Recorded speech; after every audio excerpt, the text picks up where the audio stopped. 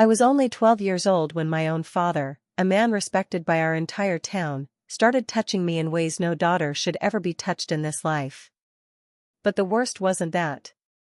It was when I was 16 and saw him approaching the small bedroom where my little 7-year-old sister slept. That's when I decided he needed to die to end that hell on earth. It wasn't a decision made in the heat of the moment. It was something cold that ran down my spine like ice water, giving me a certainty that never left me. It was either his life or my baby sister's innocence. And I had already seen and lived through enough misery to know the world wouldn't miss that wretched man I called father, Walter Johnson. My name is Ellie May Johnson, but folks around these parts call me Miss Ellie. I'm 83 years old. Some years I'd rather forget, but many more I'm grateful for. I was born in Millbrook, Alabama, back when they barely had proper electricity. Before I go any further with my story, would you be kind enough to hit that subscribe button for me? This old lady would surely appreciate it. I don't tell my story often. Lord knows it took me over 60 years to find the courage, and I'd hate for you to miss the other true stories from women like me who've walked through fire and came out stronger. Go on now. Press that button. I'll wait right here in my rocking chair. Looking in the mirror today, I hardly recognize that little girl with messy braids I once was. What I see is an old woman with white hair almost always pulled back in a bun, wrinkled skin that's seen more sun than it should have, and hands covered in blue veins that tell stories of hard work.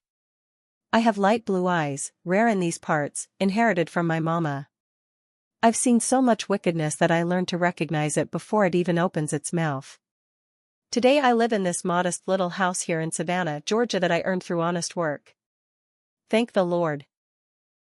I have my porch with rocking chairs where I spend my afternoons, my garden full of herbs and flowers.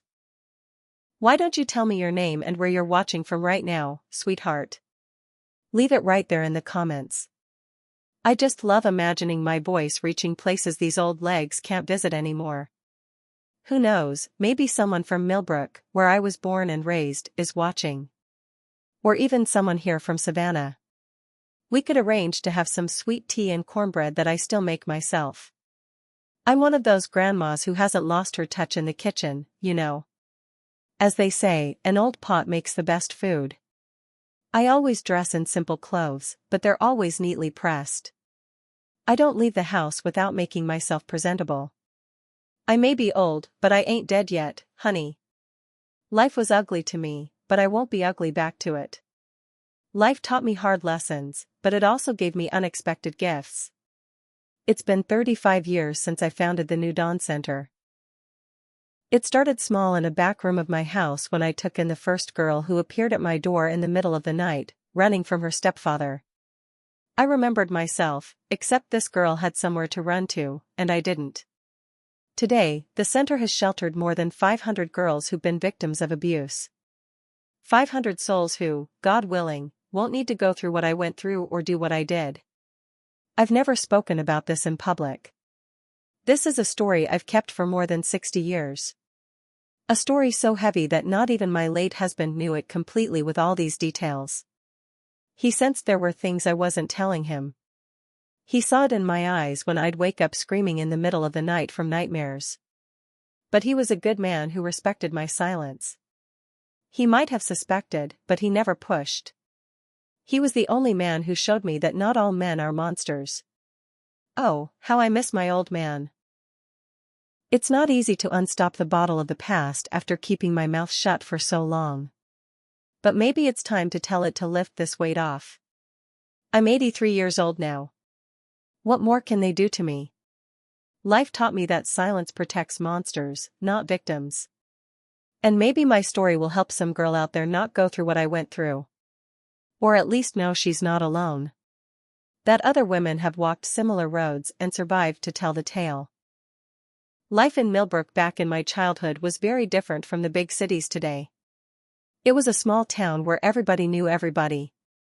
The kind of place where the most terrible secrets stay hidden behind polite smiles and pats on the back after Sunday service.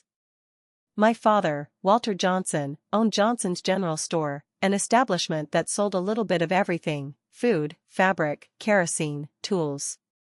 He was the kind of man others respected, called Mr. Walter, asked for his opinion, trusted. In front of others, he was all smiles and kindness. At home, when the door closed, he became someone else entirely. We lived in a house behind the store. It wasn't anything special, but it was better than many houses at that time.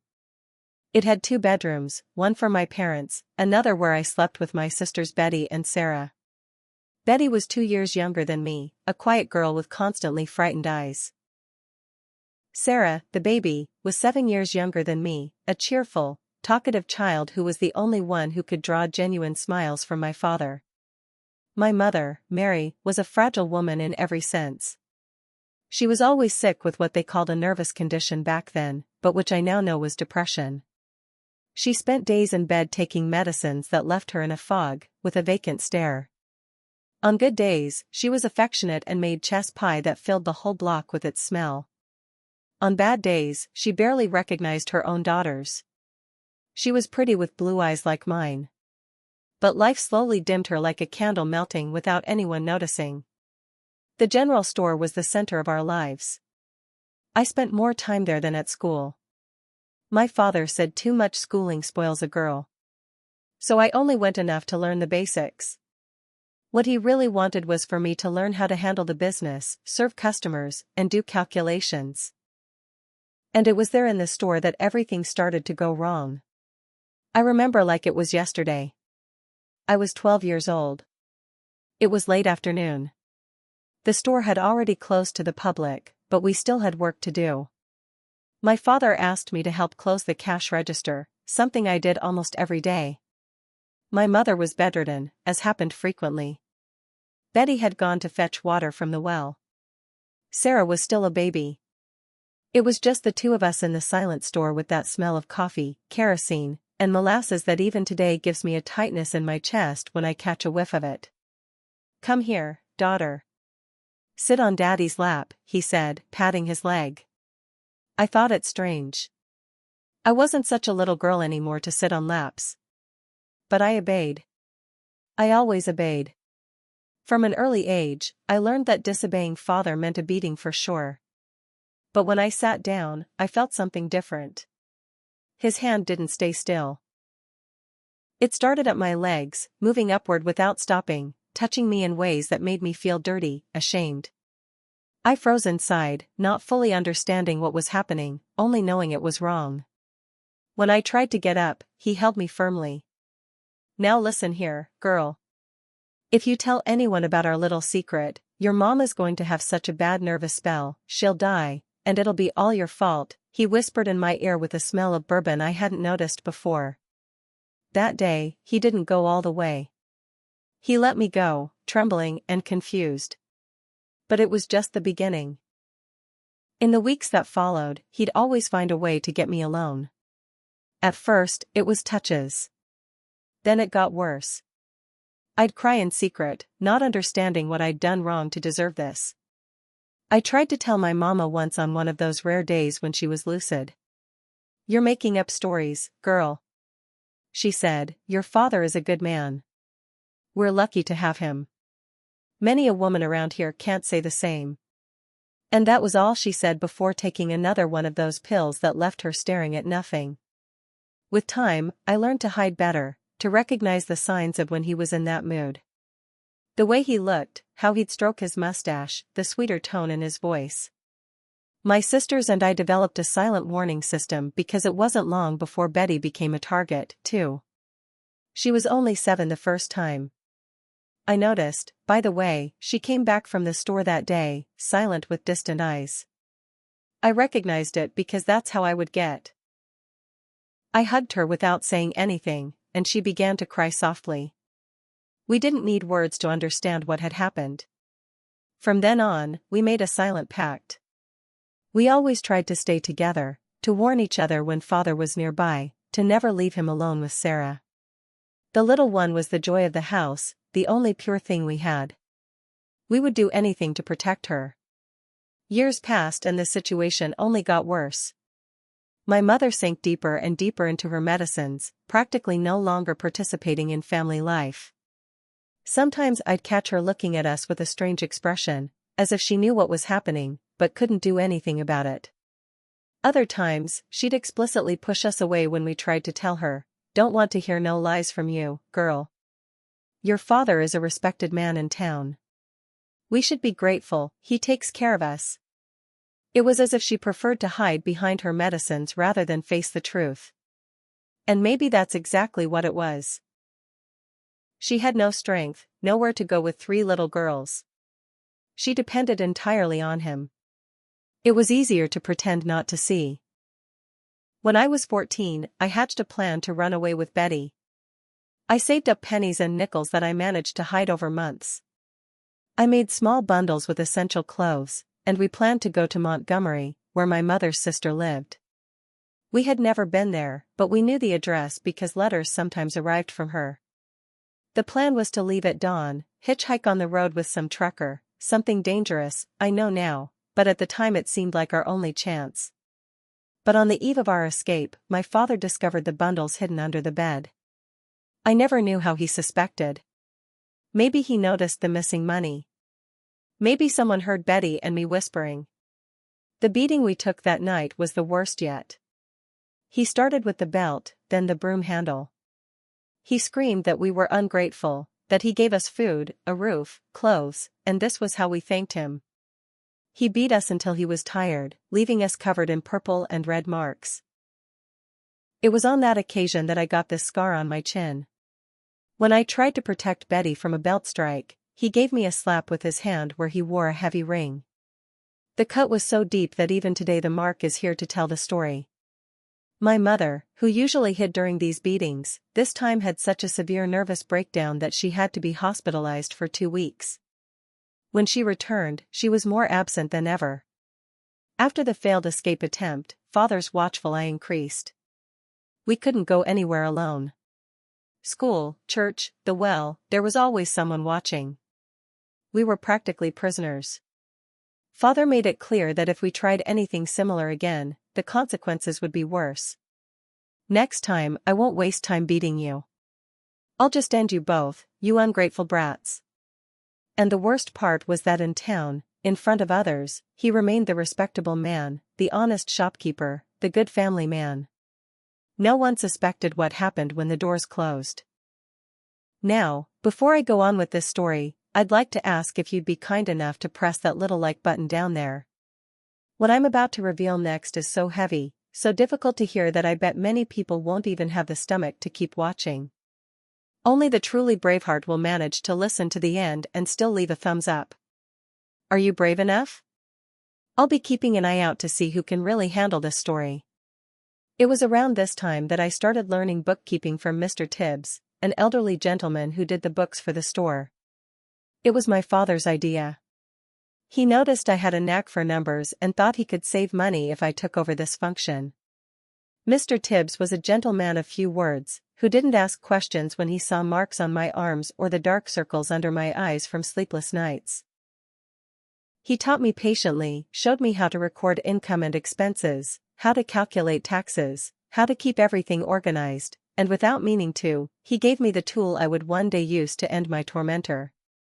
The more I learned about the store's business, the more I noticed strange things. I noticed, for example, that my father kept 2 sets of books, the official one that he showed to the authorities and the real one where he recorded what actually came in and went out.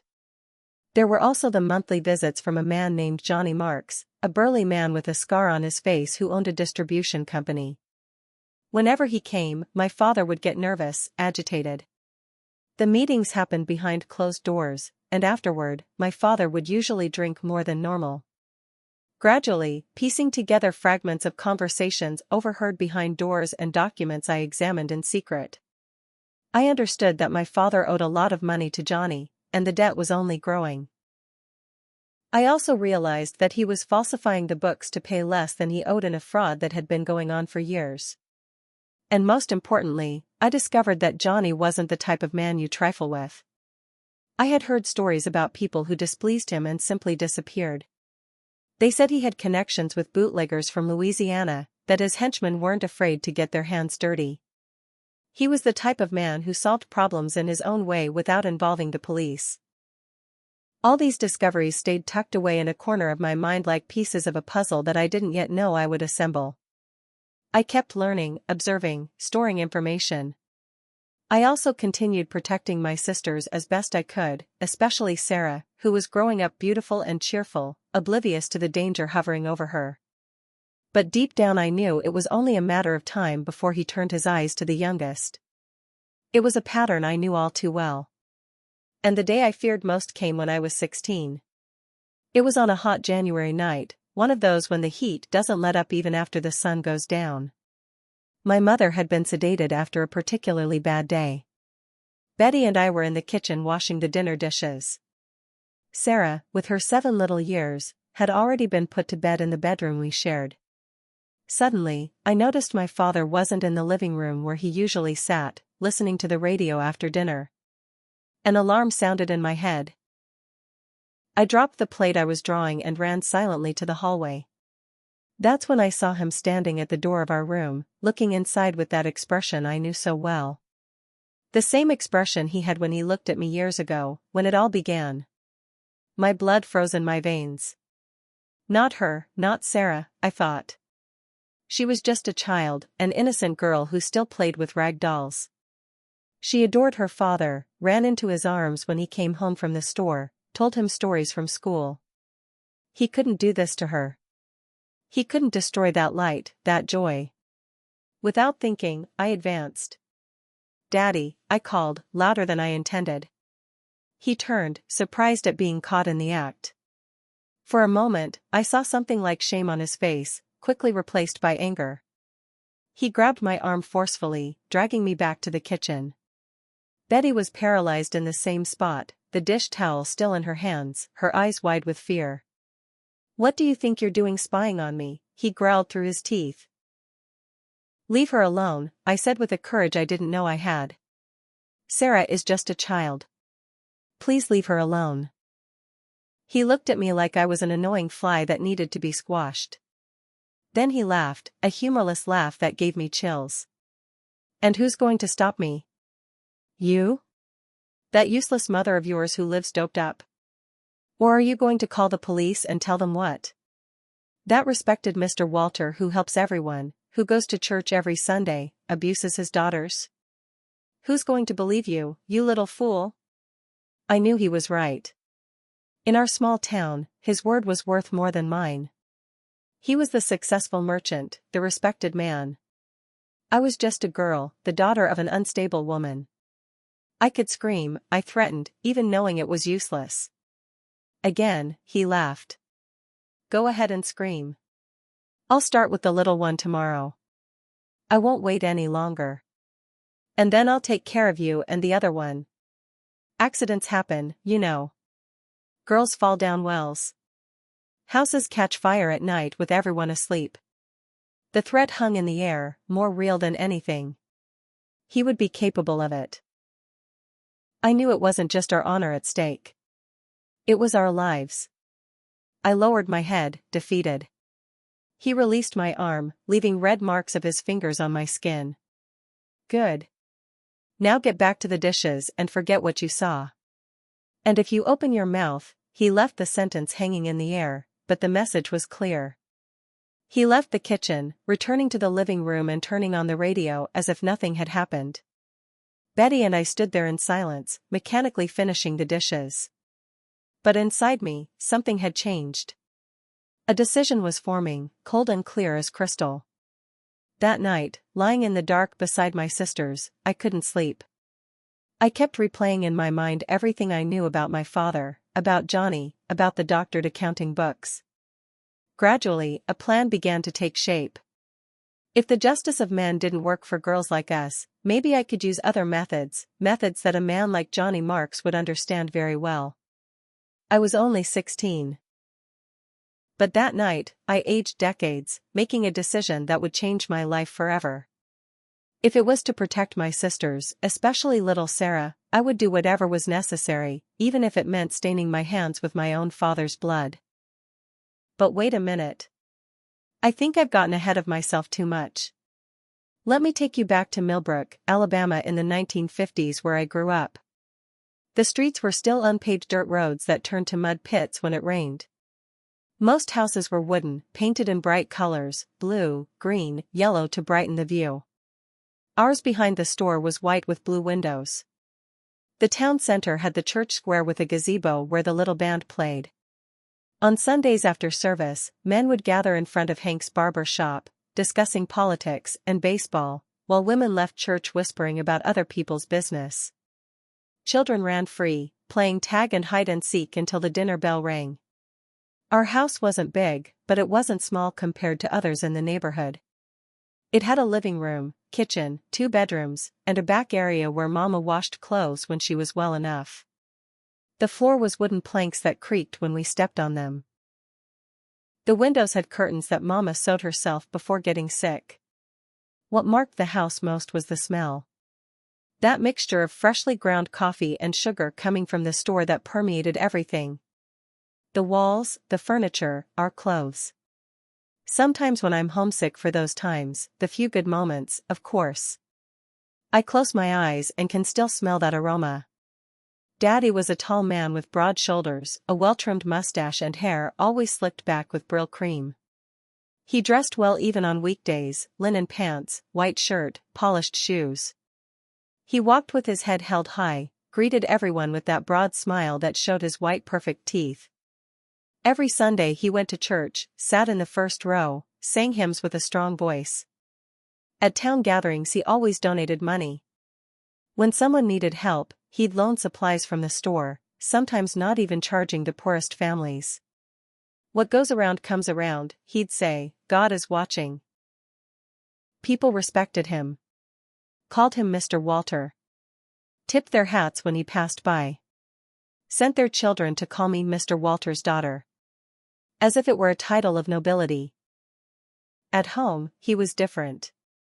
He had that look of someone who's always dissatisfied, as if the house wasn't clean enough. The food wasn't tasty enough. The daughters weren't obedient enough.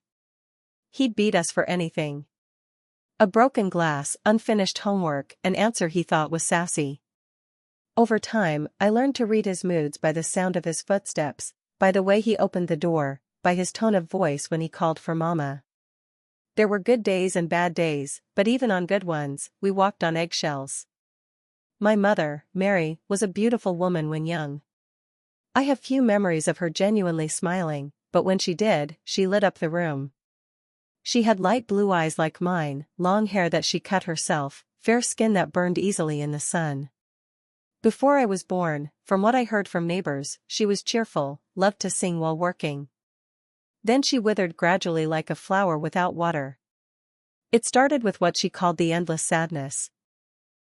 Periods when she'd stay in bed for days staring at the ceiling. Then came the medicine prescribed by the town doctor. Dark little bottles with drops that left her dazed, limp, with vacant eyes. She slept a lot, talked little. Sometimes she'd go days without changing clothes or combing her hair. On good days, increasingly rare as the years passed, she managed to get up, do household chores, cook. That's when she'd make chess pie that I loved so much. The sweet smell would take over the entire house, and she'd let us scrape the bottom of the pan when she finished.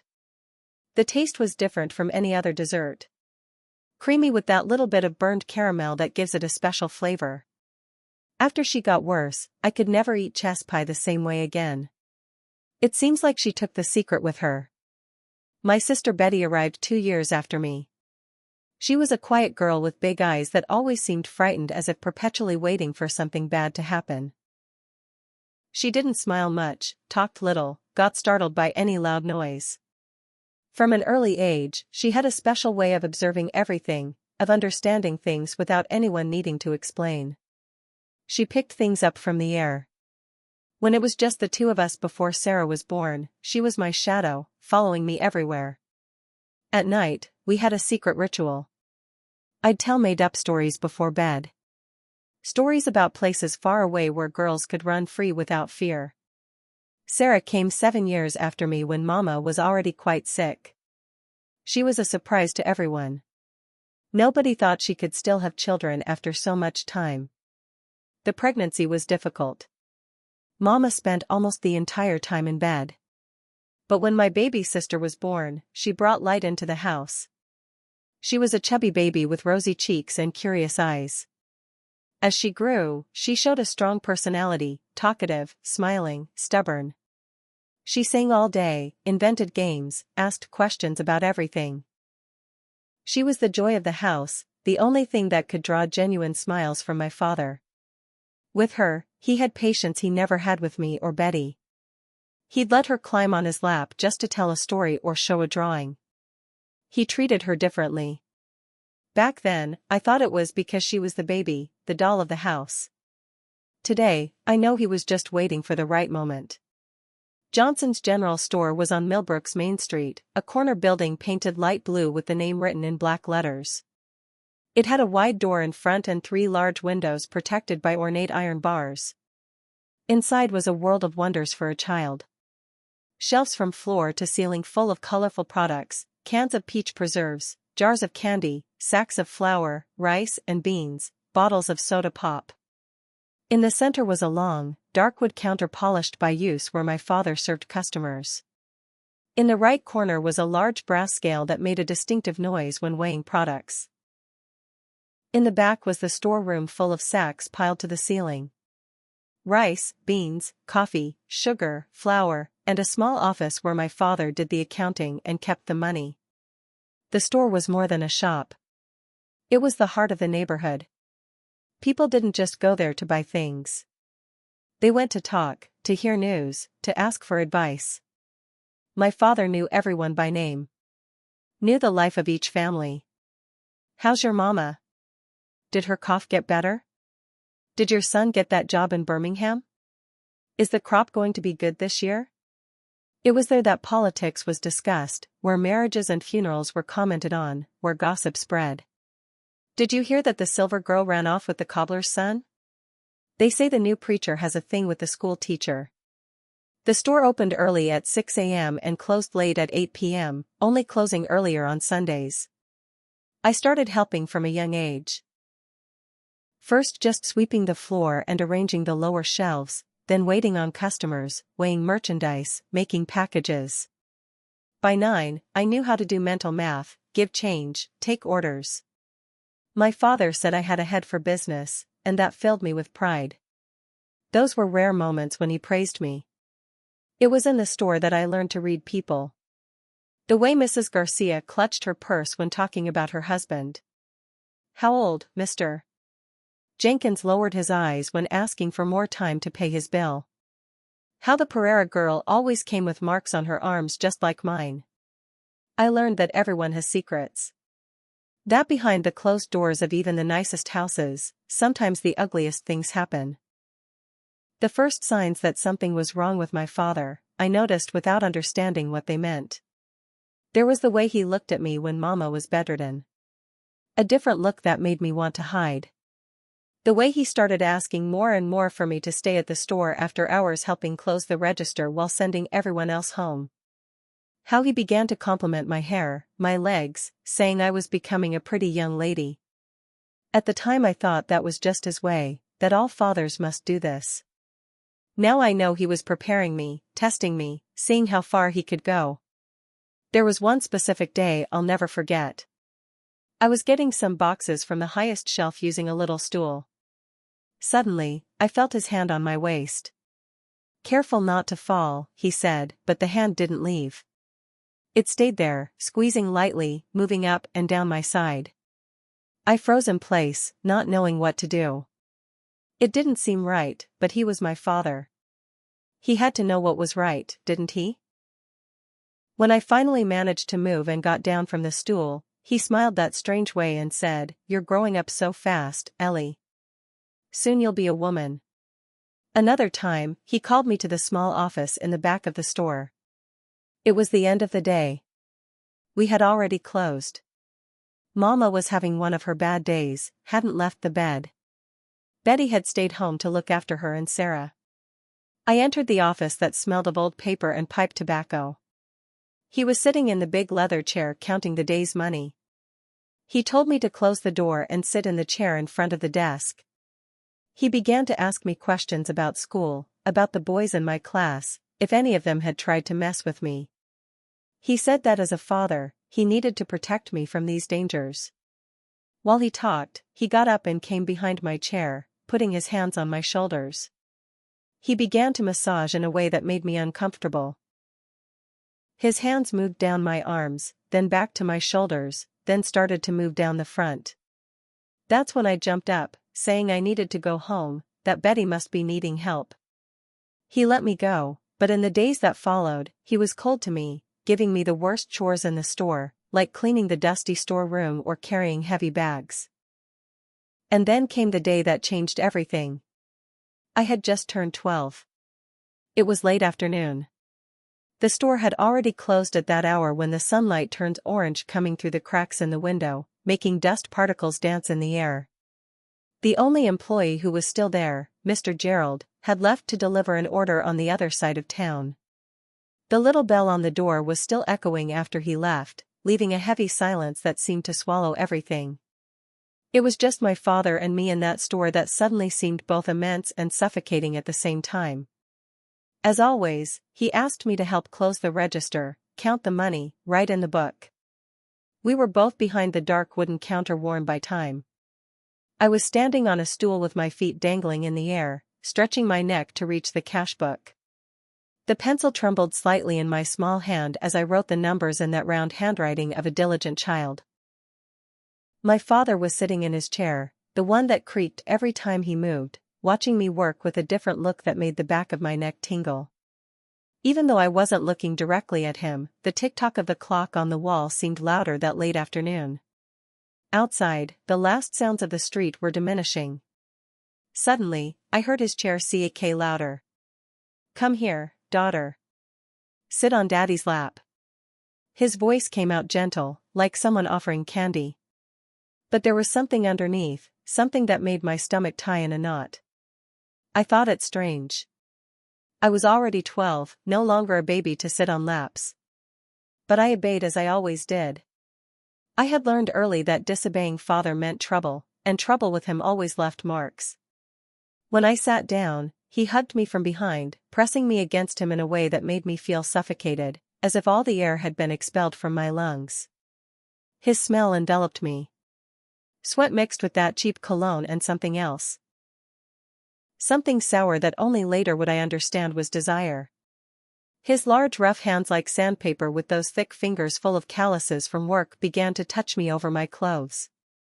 First on the arms in a circular movement that went up and down, then on the stomach, the fingers spreading like spiders over the thin fabric of my dress. And then they went higher, higher to places that made me freeze inside. My body went rigid as a board. My heart was beating so hard it felt like it would come out of my mouth. My mind was screaming, but my voice disappeared. Confused images passed through my head. My mother lying in her bed motionless. My sisters waiting for me at home. The ragged doll I had left in the yard. Anything but what was happening there at that moment. When I tried to get up, pushing with my small hands against his legs, he held me forcefully, one hand on my waist, squeezing until it hurt, the other covering my mouth with so much pressure that I tasted blood where my teeth cut the inside of my lip. "You stay real quiet now," he whispered in my ear. So close that I felt his stubble scraping against my cheek, leaving the skin burning. His hot breath, heavy with bourbon, something he normally only drank after dinner, enveloped me like a toxic cloud. "This is our secret, you hear? If you tell anyone, especially your mama, she's going to have such a bad spell that she'll die and it'll be your fault." That first time, he just touched me over my clothes. But it was enough to leave me in shock, as if lightning had struck me, leaving my whole body tingling with horror. When he finally let me go, my legs were numb.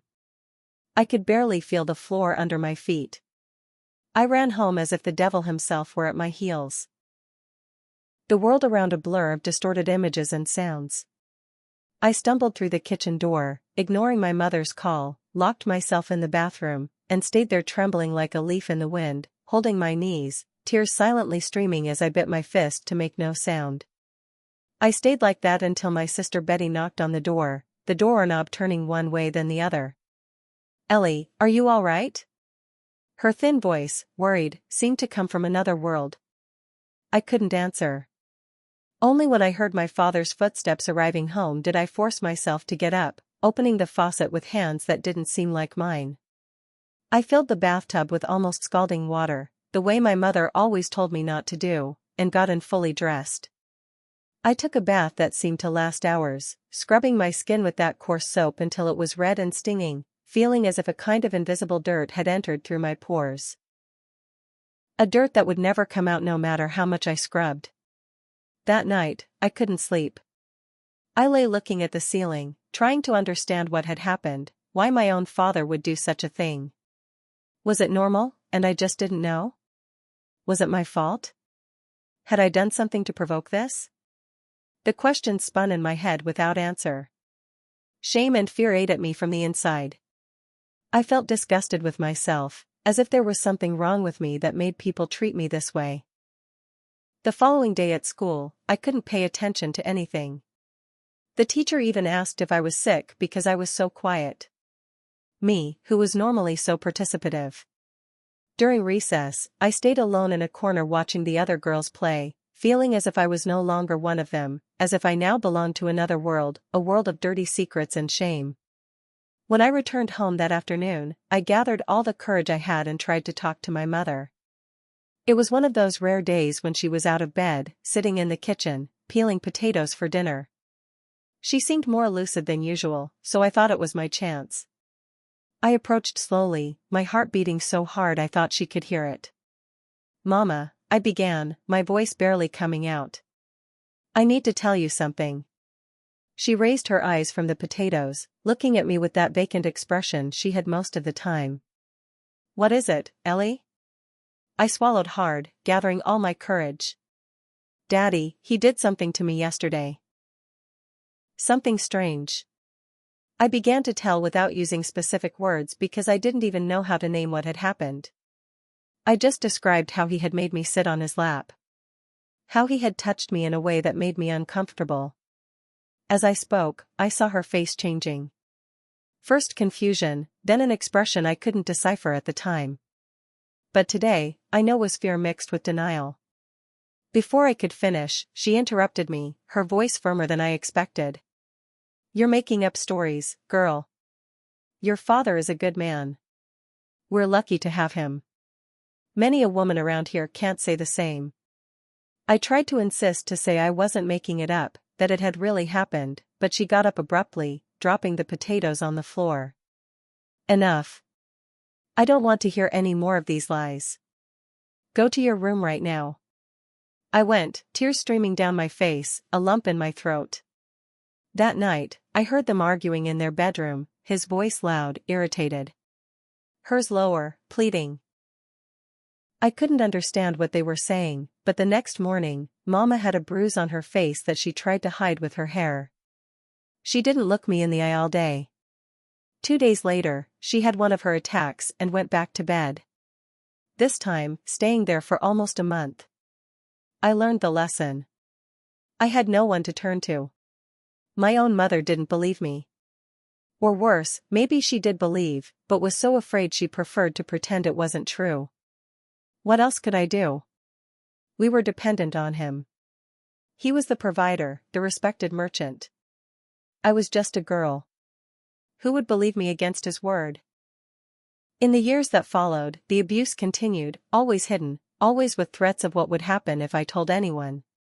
When Betty turned 7, I realized she had also become a target. She returned from the store one day with that same empty look I knew too well. Her eyes red from crying, shrinking when anyone came near. I didn't need to ask to know what had happened. That night, I hugged her in the bed we shared and promised that one day we would get out of there. I didn't know how, when, or where, but I swore I would find a way. The only good thing that happened in those years was Sarah's birth. When she arrived, I was already 9, almost 10, old enough to help take care of her, to be a second little mother when Mama couldn't cope. From the first day, I made a silent promise to that small, noisy thing. I won't let him touch you. never. Whenever I could, I kept her with me or with Betty. I invented excuses not to leave her alone with him, even when she was just a baby. As the years passed, fear gave way to a dull anger that grew inside me like a gathering storm. Anger at him, obviously, but also at my mother, who chose to look the other way, at the neighbors who must have suspected. The walls were too thin not to hear the screams, the marks too visible not to notice, at the entire world that allowed men like my father to continue living their normal lives while destroying ours. I often wonder what you would have done in my place, honey, if the only person who could protect you pretended not to hear your cries for help. If you were trapped in a situation with no way out, with two little sisters to protect, what would you do? Because when you're a child, 9, 10, 11 years old, the adult world seems so big, so powerful. You don't know your rights. Don't know there are laws that should protect you. You only know you're alone against a giant, and that no one will believe your word against his. That's how I spent my childhood and early adolescence. By day, the obedient daughter, the good student, the efficient helper at the store. By night, the girl who trembled under the covers, who hugged her sisters trying to protect them, who hid in dark corners when she heard his footsteps approaching. I learned to live that way, divided into two different people. The one the world saw and the one that existed inside, full of fear and shame. I grew up too fast, losing my innocence much earlier than I should have. While other girls my age were still playing with dolls, I was already carrying secrets too heavy for my narrow shoulders.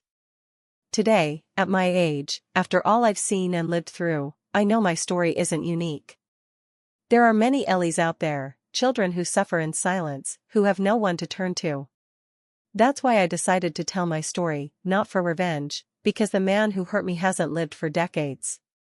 Not for self-pity, because it's been a long time since I overcame that. But so other girls know they're not alone, that there is a way out. That it's possible to survive and even be happy despite everything. I survived. It wasn't easy. It wasn't without scars, but I survived. I built a life he never imagined I could have. I managed to protect my sisters, at least from part of the horror he could have caused. And if my story helps even one girl find the courage to seek help, then it's worth reliving these painful memories. Worth opening these old wounds to show that they've healed. Not perfectly, of course. Scars are never invisible, but they've healed enough for me to tell this story today. Looking into the eyes of those watching me without the pain destroying me. But this was just the beginning of the story. Because the worst was yet to come. The failed escape attempt. The discovery that little Sarah would be the next victim. And finally, the plan that would change our lives forever. It was no longer a question of enduring and surviving. It was a matter of life or death, his or ours. And at 16, I made the most difficult and definitive decision of my life. The abuse followed a pattern that took me years to recognize. Always at the same times, always in the same places. It was as if my father had a perfectly timed double life. During the day, the respected merchant, at night, or in moments when no one was looking, the monster. He preferred late afternoon when the store was closing. He'd send Mr. Gerald and the other employees home earlier, saying that I would help close up. Ellie already knows how to do everything. No need for everyone to stay. Nobody questioned it. After all, what harm could there be in a daughter helping her own father? The storeroom in the back of the store was his favorite place. It was dark, away from the street, with those high sacks of supplies that muffled any sound. The smell of coffee and flour permeated everything, mixed with the odor of mildew from the darkest corners. There was an old desk where he did the accounting, and it was there, on that rough, cold wood, that I lost my innocence completely. Sometimes when Mama was hospitalized, which happened with increasing frequency, he would come to our room late at night after Betty fell asleep. In those moments, I would pretend to sleep, breathing as shallowly as possible, as if I could disappear if I stayed very still. It rarely worked. As the years passed, he became bolder, more violent. What started with touches over clothes evolved into things I can't even describe without feeling my stomach turn. He seemed to take pleasure not just from the act itself, but from the power he exercised, from the fear he caused. "You're mine," he would whisper in my ear while I bit my lips not to scream. "Only mine. You'll never escape." And I believed him. How could I not? Each attempt at resistance resulted in punishment. Not just for me, but for my sisters, too. I learned to disconnect, to send my mind elsewhere while my body stayed. I imagined I was floating above, watching the scene from a distance as if it were happening to someone else. It was on an ordinary day that I discovered Betty was also a victim. I had already suspected the way she shrank when he approached, the nightmares that made her wake up screaming in the middle of the night, the purple marks that sometimes appeared on her arms. But like so many things in that house, it was a forbidden subject, something we pretended not to see until that afternoon. I was coming home from school early. The teacher had been absent and they released our class. Betty, 2 years younger, should still have been in school, but when I entered the room we shared. She was there, huddled in the corner of the bed, hugging her knees, rocking back and forth. She had dried tears on her face, and that empty look I knew too well. "Betty, what happened? Why aren't you at school?" She didn't answer, continued rocking as if she didn't hear me. I approached slowly, sat on the edge of the bed without touching her. I knew from my own experience that in that state any touch could cause panic. "It's okay, Betty. It's me, Ellie. You're safe now." Slowly, she raised her eyes. "He said the teacher sent me home." She whispered, her voice almost inaudible. "Said it was time for my special lesson." "But it wasn't any lesson, Ellie. He couldn't finish." She didn't need to. I understood exactly what had happened. At that moment, something inside me changed. One thing was him doing that to me. I was already ruined, dirty, marked. But Betty, my little sister, who still played with dolls, who cried when she saw a dead bird, who was afraid of the dark. It was too much. I hugged her, letting her cry on my shoulder until she soaked my whole blouse, and made a silent promise. I would protect her and Sarah, whatever it took. From that day on, Betty and I made a pact without words. We never spoke openly about what was happening, but we developed a system. Signals with the eyes, codes, and everyday phrases. "Got a headache today," Ellie meant he was in that mood. "Be careful. I'm going to help Mama with her medicine," was stay close to Sarah. "Don't leave her alone." Small gestures that kept us a little safer, a little more sane in an insane world. Sarah, our baby sister, was too innocent to understand the danger surrounding her. With her big eyes and easy smile, she adored her father, ran to him when he came home from the store, sat on his lap without fear. Every time this happened, my heart froze. Betty and I took turns to always have someone watching her.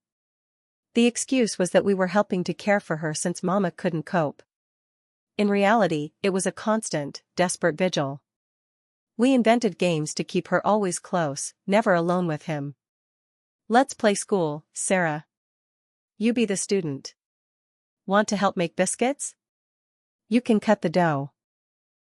Anything to keep her by our side, away from his clutches. We didn't give up seeking help, even knowing deep down it was futile. I tried to talk to the teacher once, Miss Jefferson, an older lady who seemed to like me. "Miss Jefferson." I began after class when everyone had already left. "There are things that happen in my house, things that aren't right." She looked at me with an expression that mixed curiosity and discomfort. "What kind of things, Ellie?" I couldn't say it directly. The words got stuck in my throat. I tried to give hints. "My father, he does things when no one is looking. Things a father shouldn't do with a daughter." She turned red, looked away, began gathering her books hurriedly. "Look, Ellie, sometimes we don't understand parents' attitudes. They do what's best for us, even when it doesn't seem that way. Your father is a respected man in the community. I'm sure he only wants what's best for you." And she changed the subject, asking about homework.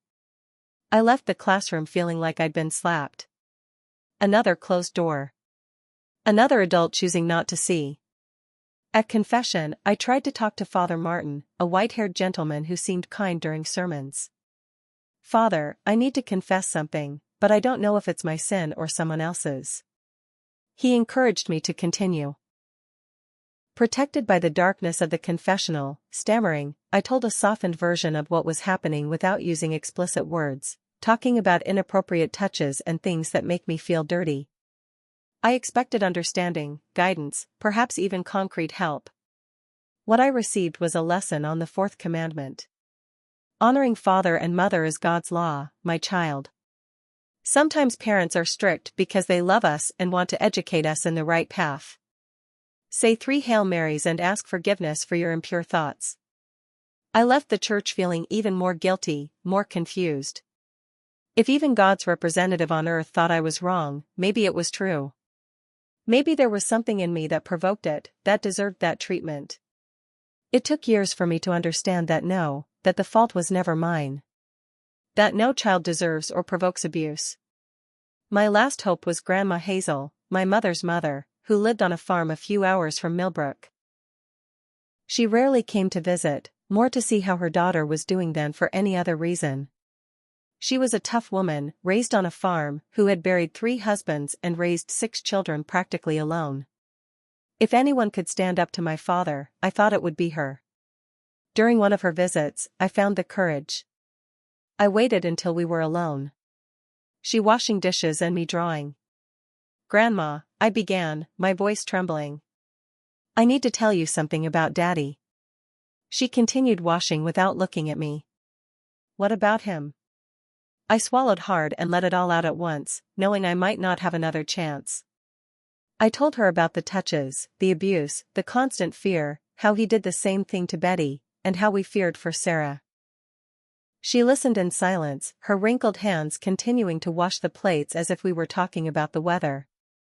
When I finished, still breathless from the effort of telling everything, she sighed deeply. Finally, she turned to me, drying her hands on her apron. Her eyes showed no shock or anger, just a tired resignation that scared me more than any other reaction. "Men are just like that, sugar," she said, as if she were teaching me a cake recipe.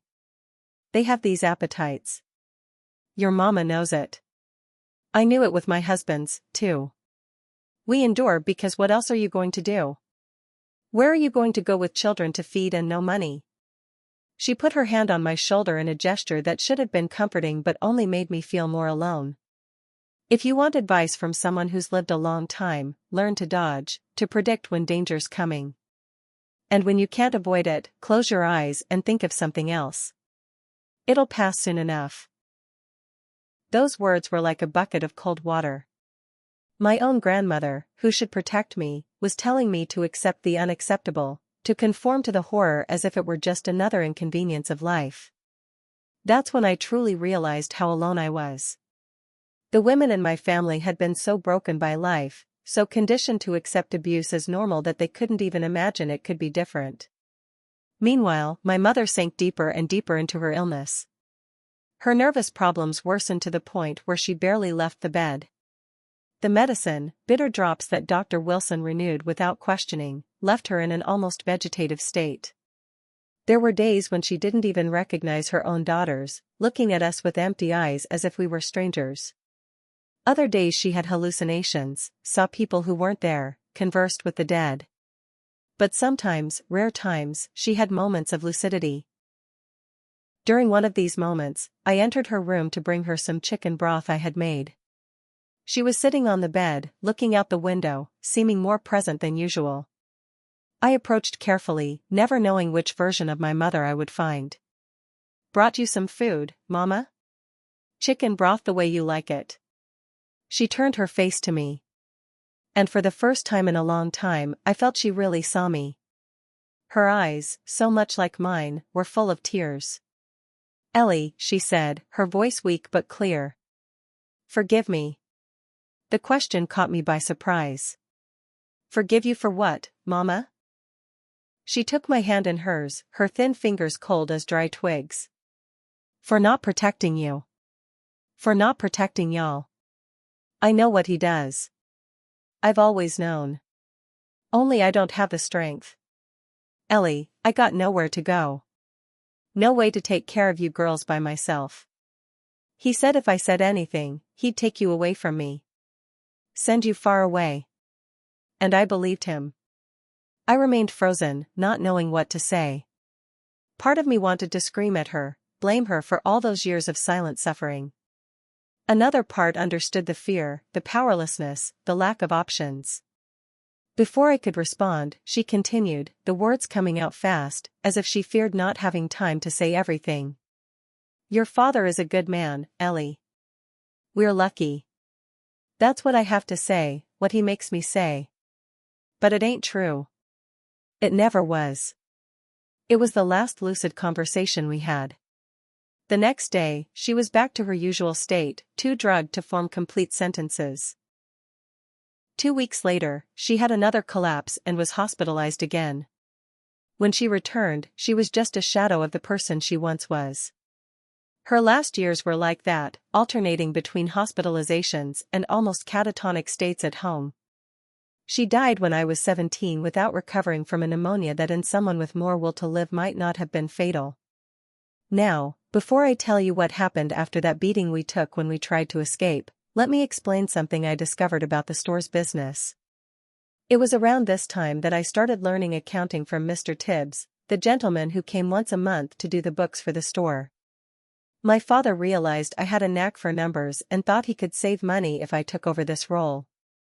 Mr. Tibbs was a quiet, gentle old man who never asked questions when he saw bruises on my arms or shadows under my eyes. He taught me everything about bookkeeping, how to track inventory, record sales, manage the ledgers. As I became more familiar with the accounts, I noticed something strange. There were actually 2 sets of books. One official set that my father showed to suppliers and tax collectors, and another hidden set with the true numbers. I also began to observe the monthly visits from Johnny Marks, a tough-looking man with a nasty scar who ran a wholesale distribution business. Whenever Johnny came to visit, my father would get nervous, clear the store early, and lock himself in the office with Johnny and 2 mean-looking men who always accompanied him. Through careful eavesdropping and examining papers when no one was looking, I pieced together the truth. My father was deeply in debt to Johnny Marks, who wasn't just a distributor, but a loan shark known for his violent methods of collection. The stories circulating about Johnny were chilling. A shopkeeper who didn't pay and mysteriously had his store burned down, a farmer who tried to cheat him and was found in a cotton field with his hands cut off. A family that simply disappeared after the father accumulated debts too large to pay. To make matters worse, my father was trying to deceive Johnny by keeping 2 sets of books. He showed Johnny records indicating smaller sales than were actually happening, skimming money off the top. It was a dangerous game that only delayed the inevitable. The debt kept growing, interest accumulating, and Johnny wasn't a man of infinite patience. This whole situation fermented in my head like formless information, but without clear contours. I knew there was a possibility there, a potential weapon, but I didn't know exactly how to use it. It took a catalyst event for the pieces to finally fit together. And that event came in the form of my greatest fear, the threat to Sarah. It was on a hot January night, one of those when the heat doesn't give up even after the sun goes down. My mother had been sedated after a particularly bad day. Betty and I were in the kitchen washing the dinner dishes. Sarah, with her 7 little years, had already been put to bed in the bedroom we shared. Suddenly, I noticed my father wasn't in the living room where he usually sat, listening to the radio after dinner. An alarm sounded in my head. I dropped the plate I was drying and ran silently to the hallway. That's when I saw him standing at the door of our room, looking inside with that expression I knew so well. The same expression he had when he looked at me years ago when it all began. My blood froze in my veins. Not her, not Sarah, I thought. She was just a child, an innocent girl who still played with rag dolls. She adored her father, ran into his arms when he came home from the store, told him stories from school. He couldn't do this to her. He couldn't destroy that light, that joy. Without thinking, I advanced. "Daddy," I called louder than I intended. He turned, surprised at being caught. For a moment, I saw something like shame on his face, quickly replaced by anger. He grabbed my arm forcefully, dragging me back to the kitchen. Betty was paralyzed in the same spot, the dish towel still in her hands, her eyes wide with fear. "What do you think you're doing spying on me?" he growled through his teeth. "Leave her alone," I said with a courage I didn't know I had. "Sarah is just a child. Please leave her alone." He looked at me like I was an annoying fly that needed to be squashed. Then he laughed. A humorless laugh that gave me chills. "And who's going to stop me? You, that useless mother of yours who lives doped up, or are you going to call the police and tell them what? That respected Mr. Walter who helps everyone, who goes to church every Sunday, abuses his daughters. Who's going to believe you, you little fool?"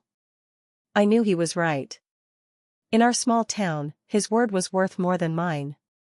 He was the successful merchant, the respected man. I was just a girl, the daughter of an unstable woman. I could scream, I threatened, even knowing it was useless. Again, he laughed. "Go ahead and scream. I'll start with the little one tomorrow. I won't wait any longer, and then I'll take care of you and the other one. Accidents happen, you know. Girls fall down wells. Houses catch fire at night with everyone asleep." The threat hung in the air, more real than anything. He would be capable of it. I knew it wasn't just our honor at stake. It was our lives. I lowered my head, defeated. He released my arm, leaving red marks of his fingers on my skin. "Good. Now get back to the dishes and forget what you saw, and if you open your mouth." He left the sentence hanging in the air, but the message was clear. He left the kitchen, returning to the living room and turning on the radio as if nothing had happened. Betty and I stood there in silence, mechanically finishing the dishes. But inside me, something had changed. A decision was forming, cold and clear as crystal. That night, lying in the dark beside my sisters, Betty awake and vigilant like me, Sarah sleeping the innocent sleep of those who don't yet know the world's evil, my mind worked furiously, going over everything I knew about my father, the store, Johnny Marks. The pieces of the puzzle began to fit together. If the justice of men didn't work for girls like us, if the teacher looked the other way, if the priest preached obedience, if my grandmother advised resignation, if my own mother was too sick to protect us, then I would have to seek another kind of justice. Johnny Marks wasn't a man who forgave debts. He wasn't a man who accepted being cheated. If he discovered that my father was manipulating the books, showing smaller sales than were actually happening, hiding money, well, the stories that circulated about him weren't of mercy. And I had access to the books. I knew where my father hid the true records. I knew how the fraud worked. The decision formed clear and cold inside me. It wouldn't be easy. It would be extremely risky. But at that moment, lying in the dark with fear for my baby sister, overcoming even my fear for my own life, I knew what I needed to do. Pit Johnny Marks against my father. Let him do the dirty work that my 16-year-old hands couldn't do. If I couldn't count on the law of men, I would use the law of monsters. "Betty," I whispered in the dark. "I need to tell you something. I have a plan." And I began to explain while the stars shone indifferently through the small window of our room. Silent witnesses to a decision that would change our lives forever. After that night, when I saw Daddy approaching Sarah's room, I began to develop my plan. It wasn't something that appeared fully formed in my head. It grew gradually, like a plant slowly sprouting. In the days that followed, I observed with even greater attention the operations between my father and Johnny Marks. I paid attention to every detail, every word, every number in the accounting books. I already knew that my father kept two records, a false one that he showed to Johnny and the true one that he kept locked in a false drawer under the desk in the office. The system was simple and effective. He recorded fewer goods received than actually arrived. Declared lower sales than the real ones, and the difference went straight into his pocket. An old trick, but one that worked well in a time when supervision was practically non-existent in small towns like Millbrook. The problem was that the debt to Johnny was growing. The interest was outrageous, at least 20% per month, barefaced loan sharking that few dared to question. Studying the true books when my father wasn't around, I discovered that he owed more than $5,000. A fortune for the time, money he didn't have and wouldn't have anytime soon, especially because he spent part of the hidden profits on gambling and women in Birmingham. Yes, the family man who went to church every Sunday had this other life that few knew about. The initial idea was simple. Make Johnny discover he was being cheated. I thought this would cause a break between them, maybe greater pressure for debt payment. At most, a lawsuit for fraud. I didn't imagine, or maybe I didn't want to imagine, that the consequences would be so extreme. Or perhaps deep down, I knew exactly what would happen. To this day, I can't answer that with certainty. For the plan to work, I needed to know the store's accounting system inside out. So for 3 months I studied intensely not just the books that Mr. Tibbs had taught me to handle but also my father's hidden records. I observed how he altered the numbers, what codes he used to mark merchandise that didn't appear in the official records. I memorized values, dates, names of suppliers. It was like learning a secret language. Little by little, I started making small alterations. Nothing noticeable, just slight errors that could pass for the mistakes of someone who's learning. A number switched here, a wrong addition there.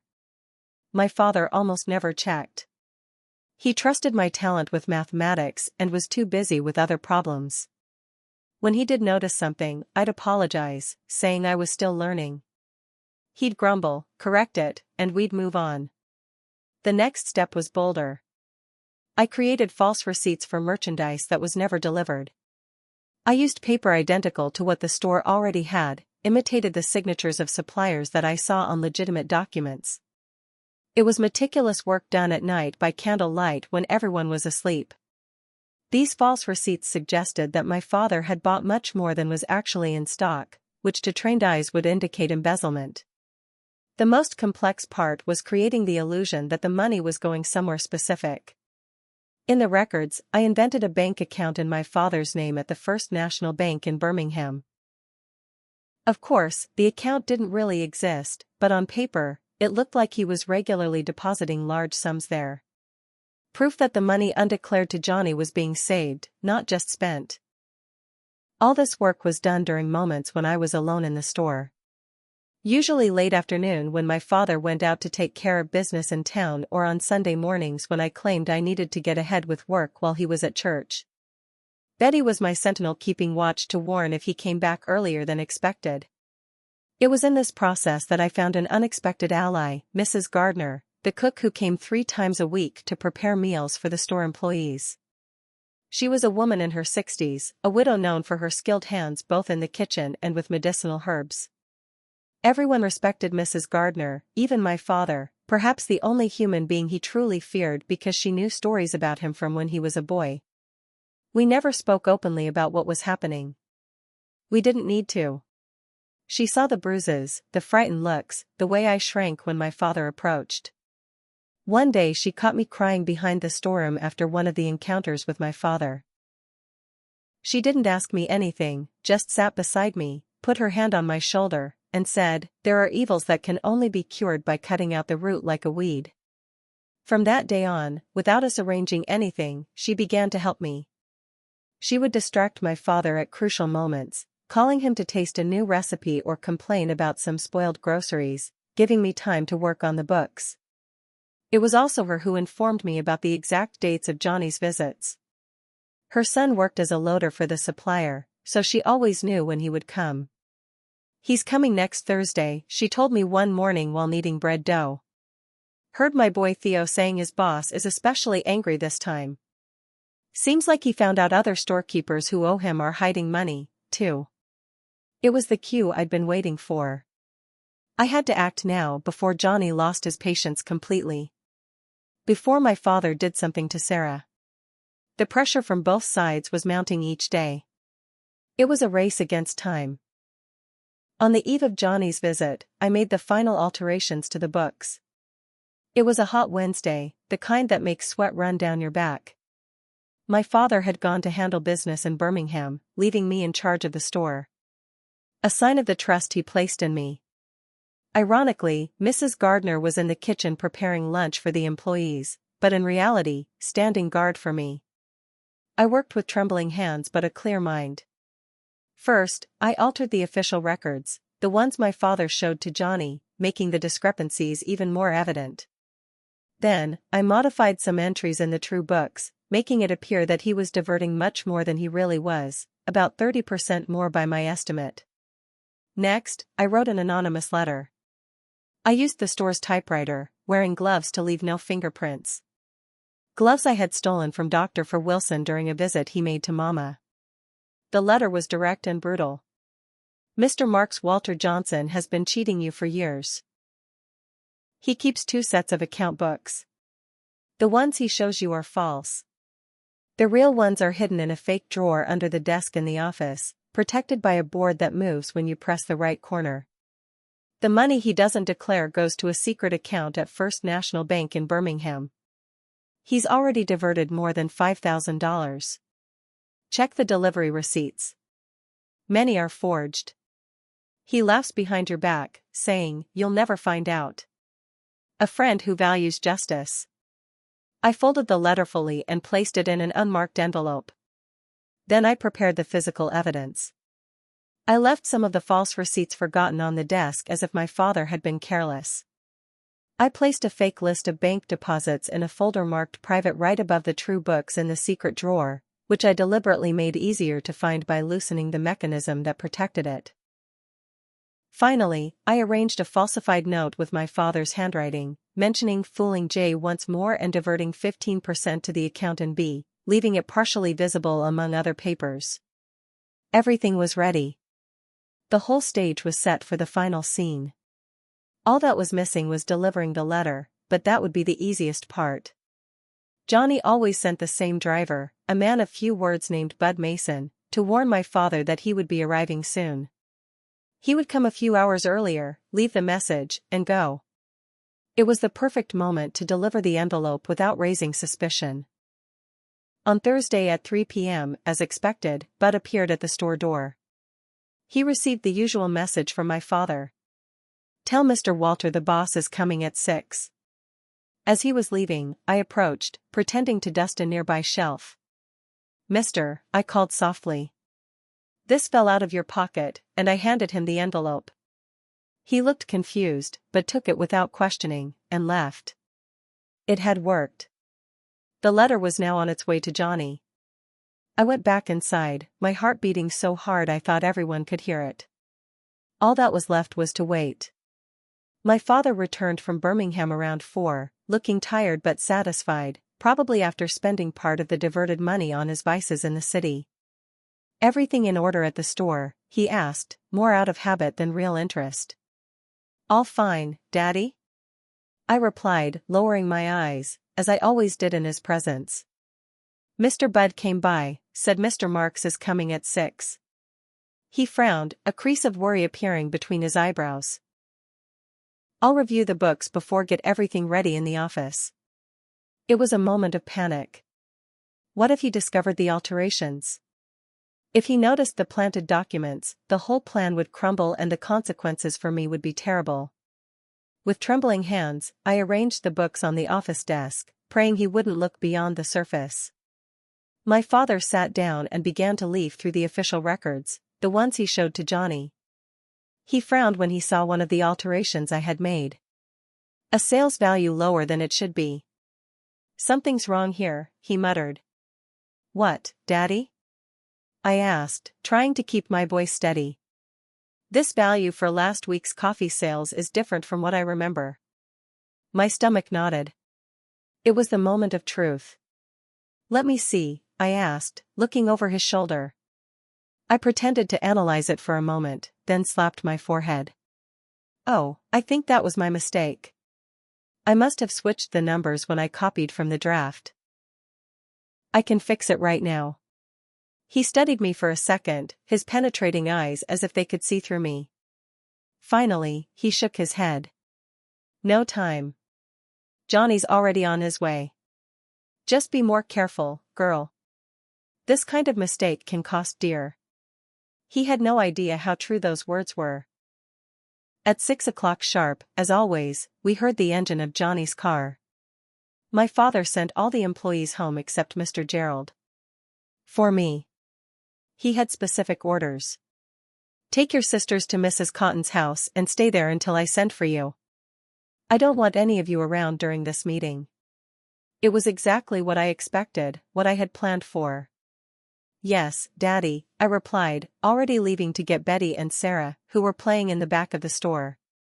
As we left through the back door, I saw Johnny entering through the front, accompanied as always by Scarface Tom and Max, his two enforcers. In his hands, I noticed the envelope I had given to Bud Mason. I took my sisters to Mrs. Cotton's house, our neighbor, who always looked after us when my father needed us out of the way.